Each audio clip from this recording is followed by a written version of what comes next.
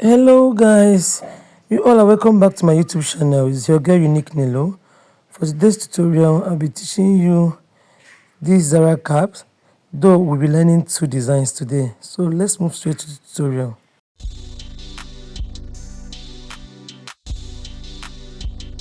So I've taught how to make Zara cap on my channel. So guys, if you've not watched that video, please do so. It will give you a guide on how to achieve this Zara cap. So the material I'll be using is Yori fabric, this shiny material. You can see it, one side is stretchy while the other side is not stretchy. I'll be using it to form that plate in front, and the length is 24 inches by 20 inches width. I'll be using it to cover up the Zara cap, okay? And I measured the round of the cap is 24 inches. That's why my length is 24 inches. So I'll be forming my plate this way. Going to sew it down. For those that already know how to do plate, fold the first line, you fold the second line, then fold the third line. This particular piece, I'll be getting 4 plates. 4 plates. So after sewing, this is what you will get. All right, for the last line, I'll be folding it in this way. Just watch closely and see what I'm doing. I'm going to fold it in this way, and I will sew down. I will sew it down. After sewing, this is the outcome. Then I will fold it again. You can see how it looks from the back, and this is the front view.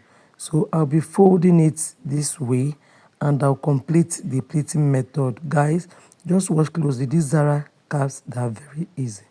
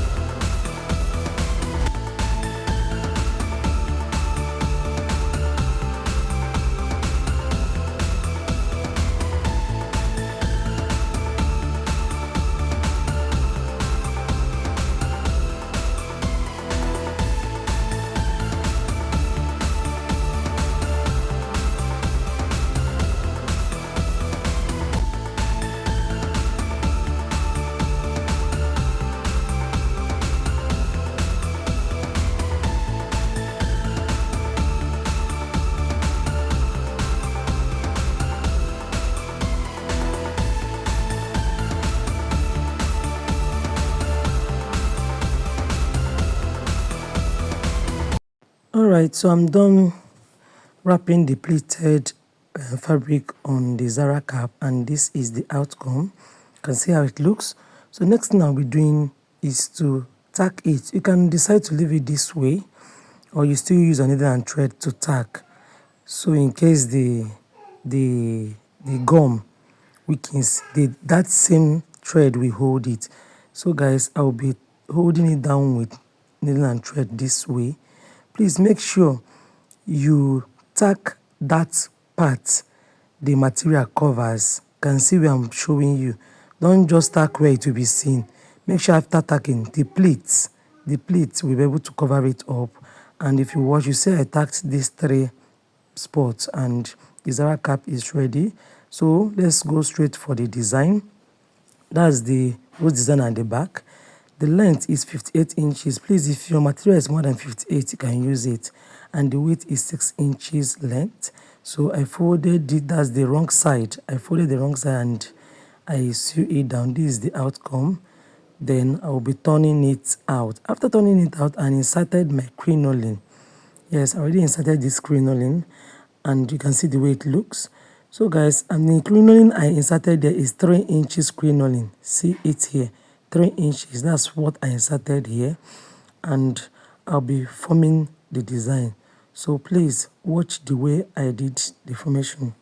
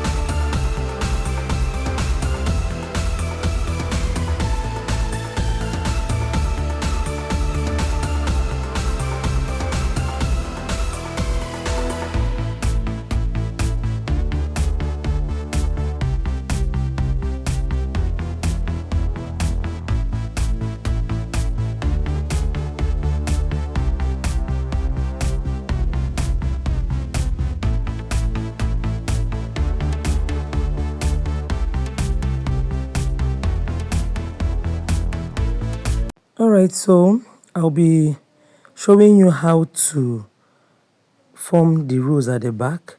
I just folded the back part. Please, this method will be done on your sewing machine. This will be done on your sewing machine.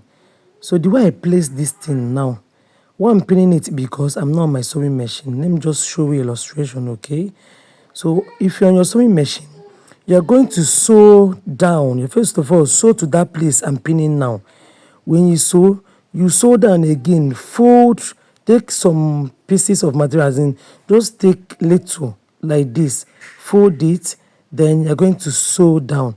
For those that be forming rows, you understand what I mean. But when I'm showing this on the flat surface, is for you to understand how I'm forming that rows. Please, as you fold, you sew down. As you fold, use your machine to hold it down. It's not you go on the table and tack, then go and sew. No. This is folding and sewing. You fold and sew immediately. Then that's how your rows will come out, okay? So as I'll be folding, I'll be sewing down and I'm making an adjustment. Be folding and I'll be sewing down, I'll be making an adjustment. I'll continue to do this until I observe that my rows, the material has finished, okay? And this is how mine looks. Do you see it? I told you, you fold and sew. You fold and sew with your sewing machine. For those that are good with using hand, you can use your hand, but I didn't use hand here. So for the remaining part, I used 2 inches crinoline. See it here. The first one is 3 inches crinoline. Sorry. But this particular one now is 2 inches. So I'll be doing something again. The length is length of my fabric. Length of my fabric. Understand? I told you it's 58 inches. So that's what I did now. And I'll start doing something exact same thing I did on that 3 inches own. So just watch the way I'll be folding. Remember, take this to your sewing machine. Why I'm using pin as a guide is for you to see how it will look while sewing. So just take it to your sewing machine. As you sew, you fold. As you sew, you fold. You understand? It's not what you do on a flat surface then go and be sewing.